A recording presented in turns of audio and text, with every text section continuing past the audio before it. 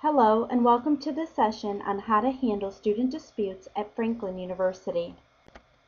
During this session, we will discuss the most common student disputes you will encounter in your course rooms, how to set the expectation in order to counteract some of those disputes, where to place example reminders in your course rooms, why keeping impeccable records is so important, when to inform your lead faculty of the student dispute. Then we will view an example student dispute and instructor response. Then we will summarize the session by going over the Franklin way of handling student disputes. The most common student disputes that you will encounter in your course rooms are challenging of the late policy, the attendance policy, and the end of course date policy. We will touch briefly on these policies throughout this session, and they will be covered in more detail in week 3 of the seminar course. If the course you are teaching requires group work or teamwork, you may also encounter student disputes due to lack of participation or conflicts within the teams. Students may also dispute their final grade in the course or individual grades on assignments. In order to prevent the disputes we just discussed, you must set the expectation early with students. You must take the time to reiterate and enforce the policies and procedures set forth by Franklin University. You can do this in your welcome letter, via email, via your weekly announcements that you will post to the course room and email to your students each week. It's also imperative to stick to a routine, whether you're grading, answering emails within 24 hours, or just posting general information to the course rooms. Students will continuously look to you for guidance. You must also be consistent enforcing these policies and procedures so that as students move from course to course, they too will learn the Franklin way. As I just mentioned, it's extremely important to restate some of Franklin's most important policies in your communications to students throughout your course. Let's take a look at the attendance policy, for example. This verbiage was taken directly from the syllabus section of the course room. It's the only information given to students about the attendance policy, unless, of course, you provide more. It reads, a student is responsible for logging into the course before the start of the course. A student who has not participated for more than 2 weeks at a time during the course will receive a failing grade for the class. The student may file a drop form within the appropriate time frame through the office of the registrar to avoid a failing grade. This policy does not change the existing drop policy in regard to the student's responsibilities to drop classes in a timely manner for a tuition refund, nor does it relieve the student of the responsibility to drop the course by the published withdrawal deadlines. If the student misses a class after the withdrawal deadline and the absence violates the attendance policy, the student will receive a failing grade for the class. Students missing a class should review the student manual for additional information and discuss their absence with their professor. Note: the failing grade issued will be a Z grade. Students may be required to retake courses to complete program requirements. Now, as you can see, this may be a little confusing to students. He or she may need more guidance on this policy, so why not offer more? The best place to offer more guidance on this policy is in your welcome letter. Your welcome letter will be posted to your course room at least 10 days before the class begins. This is the exact verbiage that I post in my welcome letter about the attendance policy so that students can have a much better idea of exactly what the syllabus verbiage was trying to say. Let's take a look. I state to students, each Monday I will record attendance. Here's how I will determine if you are present or if you are absent for the previous week. If you are present, that means you must actively participate in the week in order to meet the attendance expectations. This means you must complete the assignments that are outlined in the syllabus for each week, making a quality posting to the bulletin board and/or submitting at least one assignment as designated in the syllabus to the Dropbox on time means that you have met the attendance expectations for the week. Just logging into the course does not mean that you are present and interacting with your team members via email, meetings, or in the team folder is not enough to be marked present. You must submit at least one assignment via the discussion board or Dropbox to earn a present status. And then I include this disclaimer. Please note, weeks 4 and 5 do not have a discussion board posting. Therefore, you must submit at least one assignment to the Dropbox on time in order to be marked present. If you are marked absent, this means you did not actively participate in the week assignments. In other words, you did nothing during the week. You did not post to the bulletin board, and you did not turn at least one assignment into the Dropbox on time. Remember, team participation does not count towards earning a present status. You must submit an assignment to the course room in order to meet the attendance expectations. Now, according to Franklin's late policy, you may submit assignments up to 3 days late. However, this does not mean that your absence will be reversed for the previous week. You will still receive credit for your assignments, but you will also still be considered absent. The late policy was written to cover late assignments. It was not intended to extend the period of attendance in the week. The outcomes are, if you're marked absent 2 times during the course, a 6-week period, you will automatically be dropped from the course and assigned a Z grade, failure due to attendance. Please be advised that this grade cannot be reversed. Earning a Z grade may negatively affect your financial aid and/or enrollment status at Franklin University. It is your responsibility to meet the demands of the course by actively participating each week. If you have any questions about this policy, please contact me right away. Now, as you can see, this verbiage is much more detailed than what students were offered in the course syllabus. I have broken down exactly what it means to be present, to be absent, and what happens in the event that they earn their 2 absences. Students really appreciate this type of communication because it spells it out in great detail to them. I'd be more than happy to share this with you. If you want to send me an email, I'll be sure to send it over to you right away. As I stated in the beginning of this session, the course end date is a policy that is often disputed by students at Franklin University. The rule is, when a course ends, it ends. Whether you teach online or face-to-face, the late assignment policy does not apply to week 6, week 12, or week 3 in your courses. So it's our jobs as instructors at Franklin to convey this policy throughout the duration of your course. Here's how I inform my students of this policy. I include it in my welcome letter. What I tell students in my welcome letter is, the last day of this course is, I insert the date. Please plan ahead in order to ensure that all of your work is submitted on or before this date. Once the course ends, it ends. The late policy does not apply to week 6. Late assignments will not be accepted once the course ends. I also be sure to include a reminder in my week 5 and my week 6 weekly announcements. And here in the middle, you can see exactly what I tell the students.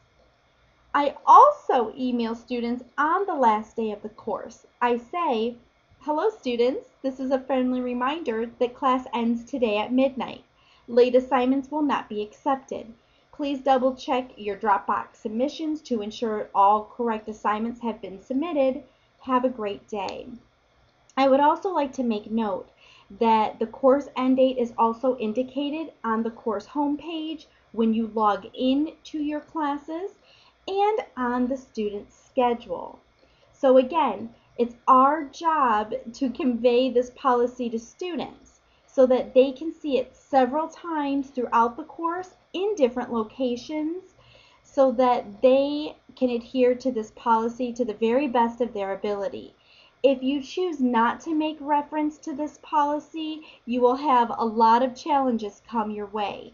So it would be my advice to you to make sure you include it in all of your different communications along the way. Now let's discuss how to facilitate group assignments in your course rooms. At Franklin University, we value and encourage a collaborative learning environment. Therefore, many of you will have assignments that require teamwork. With teamwork comes student disputes. So let's talk about ways in which you can prevent them from the very beginning. I would like you to remember that you are the facilitator of each and every group that you form in your course room. So it is your duty to make sure that you have a foot in each team as each team gets started while they're working on their final project up until the very last day that they present. One tip I would like to give you is to assign the groups or the teams one day before classes begin. Because at Franklin University we are constantly enrolling and unenrolling students from courses, your roster may change several times from the time you gain access to your course to the day that your course begins. So if your course requires a group assignment, don't assign teams until one day before classes begin. I would also recommend that you create team folders to monitor team participation. You should place these folders under the course communication sections of the course room. Even if you're teaching a face-to-face course, you should also do this. This gives you a wonderful look into exactly what's going on with the team members. You should ask each team to only use that folder for team participation and communication. That way you can monitor at any time and know exactly what's going on. You should also request weekly updates from the team leaders. Just a brief summary can tell you a lot of what's going on in that team, and that can help prevent some big problems from arising. Also set a final deadline from individual participation. If you're hearing from team leaders that there are some individuals that have been lagging behind, send those individuals an email and say, hey, it's time for you to get on board. If you don't get on board, you will be dropped from the team, and set that deadline. Make sure to also be flexible, especially if you're facilitating an online course room. These students are online for a reason. So if they're to present a team project in Franklin Live all together, make sure you give them choices of multiple evenings to present on. Day appointments, afternoon sessions are never good for the online student. So think about choosing from the very day that class begins 2 or 3 days during the week that students are to present their finals, and pick several different times on those days that students can sign up for. I want you to also consult your lead faculty on any questions that you have about a team assignment, should you have one in your course. Ask what they think about everyone attending all of the project sessions, or if they only have to attend their own. Okay, make sure that you're on the same page with your lead faculty before moving forward with your team assignments. If you take these tips to heart, you will for sure prevent many of the student disputes and team disputes along the way. Let's turn our attention now to the act of submitting final grades. I would like to go over a timeline with you, because many times after the course ends and you tally up a student's final grade, students may have questions, they may have disputes, they may have concerns about that final grade. So I want to make sure that after computing that grade, you don't send the grades off to the registrar's office right away. I want you to follow this timeline, because if a student does have a dispute, concerns, or questions, you will have time to address them before you have to submit final grades to the registrar's office. So let's take a look at the timeline breakdown. If you're teaching an online course, courses end on Saturdays. All online courses end on Saturdays at midnight. Face-to-face classes end on the last night of class, but you will be given a date for you face-to-face instructors out there of when your final grades are due. Now, if you're teaching an online class, final grades will be due the following Thursday. So classes end Saturday. Final grades are due Thursday. So what I'm going to ask of you is that you grade all of your assignments on Sunday. And not only grade all of your week 6 assignments on Sunday, but go through your entire grade book for every student in your class. Make sure everything looks okay. Make sure you haven't missed anything. Once you have completed that and assigned final grades in your grade book, I want you to email students. And I want you to tell them you have just completed grading week 6 and that you have went through the entire grade book and everything has been updated. And now you want to give them a couple of days to go over the grades you have given, and if they have any disputes, concerns, or comments, questions, to email you by Wednesday at noon. That way, they have a few days to get into the grade book and to come to you with anything, okay? Set that deadline. Make sure it's Wednesday at noon. Then, by Wednesday at noon, you should have everything worked out with students. You will have students contacting you Monday and Tuesday and even Wednesday up until that deadline, getting things worked out. Making revisions to maybe some grades if you have to. You will get everything worked out so that you can submit your grades Wednesday evening, well ahead of the Thursday deadline. I will tell you from experience that submitting final grades as soon as you do your grading when the class ends is never a good idea, because if a student comes to you with a dispute and you have to make a change, if you've already sent those grades off to the registrar's office, you're going to have to contact your lead faculty. You're going to have to fill out a grade change form. Your lead faculty is going to have to sign it, and then you'll have to get it to the registrar's office and have that grade changed. And that may take 3 to 5 business days before that happens for the student. So it's always best to follow this timeline when submitting final grades to the registrar's office to prevent some of those student disputes. Now that we've discussed in great detail how to prevent some of the most common student disputes from occurring, let's talk about, if they do occur, what comes in handy. What are your most valuable tools? And one of the greatest things that you can do as an instructor at Franklin University is to keep impeccable records. Please do not delete any email communication that you have with students. Make a folder in your email account for that particular course that you're teaching in that term and put everything in that folder, because you never know when you're going to need to come back to it. I also want to make sure that you are being very specific in the grade book to students with your feedback. And next week, we are going to talk about how to do that in greater detail. Having a routine when facilitating your course room, whether it be face-to-face or online, is extremely, extremely important when dealing with student disputes. You want to make sure that you're always adhering to the 24-hour email response time, always. You want to make sure that you're always posting grades within 7 days, hopefully before of that assignment being due. If you're doing those things, then that'll make it much easier to deal with a student dispute should one arise. I want to also please make sure that you're always being diplomatic and very, very specific with the student. We are well versed on the policies and procedures at Franklin University, but you may have a student who is new to the university, or you may have a student who's only taken a few courses, or has maybe taken a break and has come back to some new policies and procedures. So when dealing with student disputes, you want to make sure that you're always given the correct information in very specific ways. And please don't play ping pong with a student.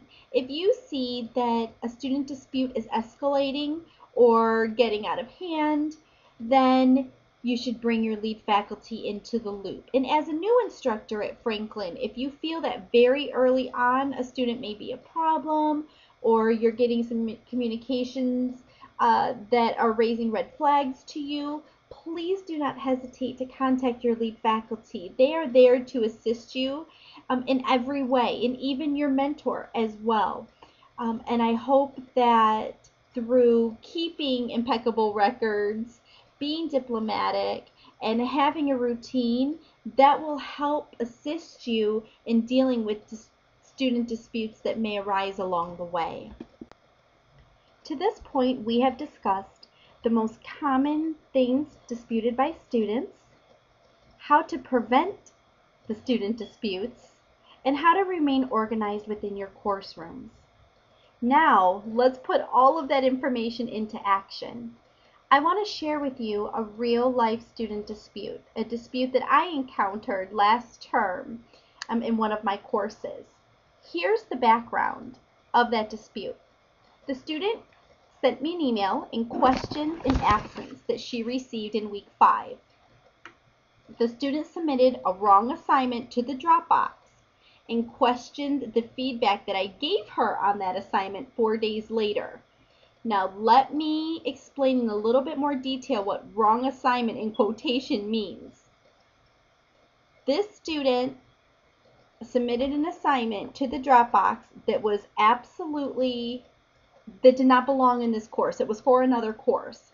And I'd like to give students the benefit of the doubt when that happens, but sometimes you will pinpoint students that you will see along the way who will submit a wrong assignment to the Dropbox, and then by the time you catch it 3 or 4 days later when you're grading, they've had time to complete the correct assignment. So I believe this is what she was doing. I didn't know at this point, but in the feedback, I asked her to submit the correct assignment to me via email. So that's what that exchange was about. The next one here, once she found out that she submitted the wrong assignment, first she resubmitted something that once again didn't belong in the class, and then she wanted to resubmit again. So this was like almost 2 weeks later, and I denied that request. A little bit more background on this student. She submitted 7 out of 14 assignments in weeks 1 through 5 late, 2 of which were missing completely. She requested to submit research paper number 4 days late, and I denied that request. Students can only submit assignments 3 days late per Franklin's late policy, unless there's an extenuating circumstance that you approve before the assignment is due. And that student did not do this, and neither did I, so her request was denied. And the student also asked for extra credit, and she was denied. So as you can see, there had started to be a lot of things that were adding up with the student that was really raising a lot of red flags for me. So that brings me to the email she sent. Here it is. So based off my grades, am I in passing status? Also, I emailed about the research assignment 3 and got no response back until Thursday. I just believe I could have been notified after explaining what was going on. Also, I emailed about the cultural interview and was asked what happened, and I realized I submitted the wrong assignment, and it was almost a week before it was graded, and the corrections could have still been submitted. All I am asking is to take things into consideration. The tardiness of the assignment, yes, is my fault, but moving forward, I need feedback before it is too late to submit or correct something. That is all I am asking. When I received that email from the student, I was disheartened because over the past 5 weeks prior to receiving that email, she was having a very difficult time in the course adhering to policies and procedures. She submitted several assignments late, which was her responsibility. She missed some assignments, which were her responsibility. She earned an absence, which again was her responsibility.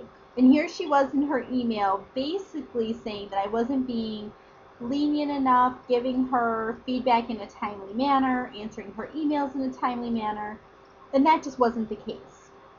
So let's take a look at the response I constructed for her. I'm going to call her Sarah. That was not her real name, but just for training's sake, I say Sarah. The concerns you outlined in your emails below are your responsibility. Please find my responses below. And I copied and pasted her exact concern. And my response to that concern was, as you can see from all of our communications attached below, to this email I attached every single email we had ever had, which is another reason why keeping impeccable records always comes in handy.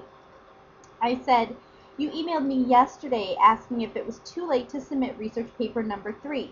And my response yesterday was yes. So here I'm pointing out to the student, she emailed me the day before, and on that very same day, I responded to her. That was well within the 24-hour response time. I said, per the late policy, anything submitted more than 4 days late will not be accepted. This is the university's policy and has been strictly enforced in my class since day 1. And she knew that because she had submitted 7 out of 14 assignments late. For every assignment she submitted late, she received a point deduction. So I had been enforcing the late policy. I said, I addressed the late policy in my welcome letter and stated that I do not extend it. I have fulfilled my responsibility of informing you of this policy and upholding it throughout the duration of the course. You did not contact me about this assignment before its due date to make special arrangements. It's your responsibility to know the policy and to submit your assignments well within it. My response to her continues. I copy and pasted her second concern.